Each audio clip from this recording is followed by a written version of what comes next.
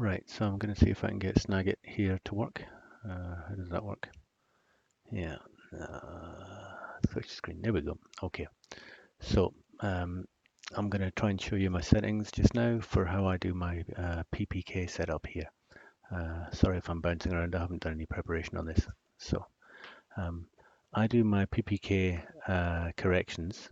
At the moment I'm using Propeller, but however you do your corrections, you should end up with a file which will look something like this with the image number and the corrected XYZ. Hopefully you'll also get the RMS error or a confidence statement. Um, you need this information as well as the accurate location, because otherwise you will let Pix4D alter these positions dramatically to suit whatever internal efforts it's making to get them to calibrate. So I've actually exported all of these values in the past and kind of given them an inspection. I wasn't too happy with some of these results. The reasons these are red is because they're 50 mils and they're supposed to be down in the 20 mils bracket. Uh, Still pretty damn good, but probably not good enough for absolute survey grade. And as I scroll down here, you'll see generally we're in the 5.5 plan, 6.5 vertically. The second flight had some problems. It worked really well, but it did for some reason have a little bounce here where we got 120 centimeters, no, 120 millimeters.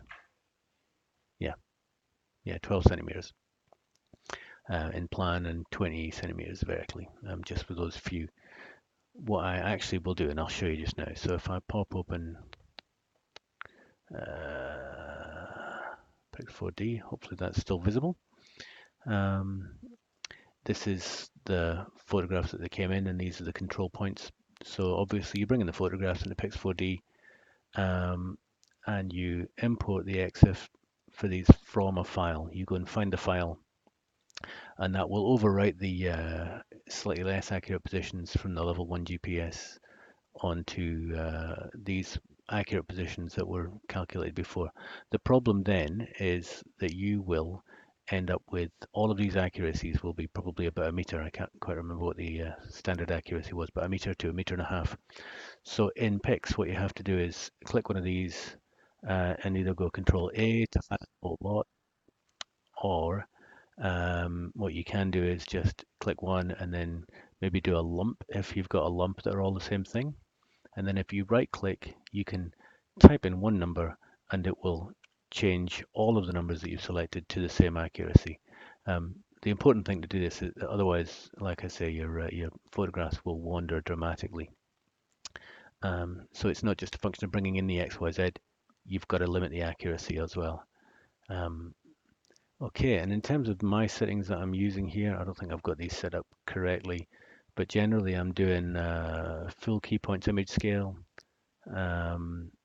and I'm matching free flight using geometrically verified matching because most of my stuff is reasonably nadir or not far off it.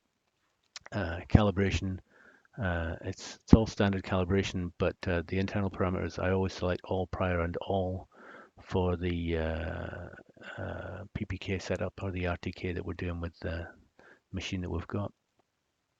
This is where I've been messing around a little bit to try and get better results. I've now essentially gone all the way up to my original image size for processing.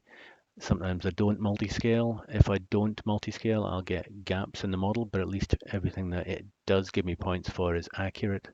If I do multi-scale, then of course it's redoing the passes to give me lower resolution passes at progressively slower numbers. It's tempting when I use multi-scale to increase the number of matches to something like 4 or 5, because that gives me a little bit less noise. Look, I'm still messing around a little bit with that. Otherwise, what else am I doing? No, standard output for the textured mesh. I'm not doing anything advanced. My DSMs I do at 1 GSD with sharp noise filtering, and I merge all the tiles. My GeoTIFF, I'm merging all the tiles. Additional outputs, I don't like the GeoTIFF that we get from the DTM, but I've probably ticked it just because it's nice to have the output. And that's pretty much all that I do there. And then you save your template because you probably want to come back and use the same template. And then from here, of course, instead of processing online, I'm going project, and I'm uploading the project files and hitting that to process online. So you click the start processing and you click the upload button, and that should end up with something. I don't think my processing is finished yet. Has it? It'll be interesting. I think I just uploaded this. Huh. I wonder why it would ask for that there. And have we got a model yet? No, no model yet. Okay, enough of that.